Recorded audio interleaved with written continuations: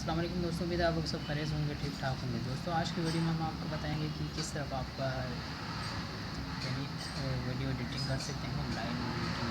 Video detail में जाने से पहले आप तमाम दोस्तों को गुजारिश करूँगा कि दूसरे हमारे चैनल को सब्सक्राइब नहीं करें तो सब्सक्राइब करें और साथ साथ घंटी के आइकन को जरूर दबाएँ। सबसे पहले यहाँ पे आप इसमें जाएंगे, वहाँ से आप ये वीडियो ओपन किया। इसके बाद अब यहाँ पे जाके यहाँ से ये सेलेक्ट करेंगे और यहाँ से आपने ये वीडियो उठाना है। वीडियो उठाने के बाद आपने यहाँ से यूँ कि नीचे करना है और उसको आप थोड़ा सा करना है।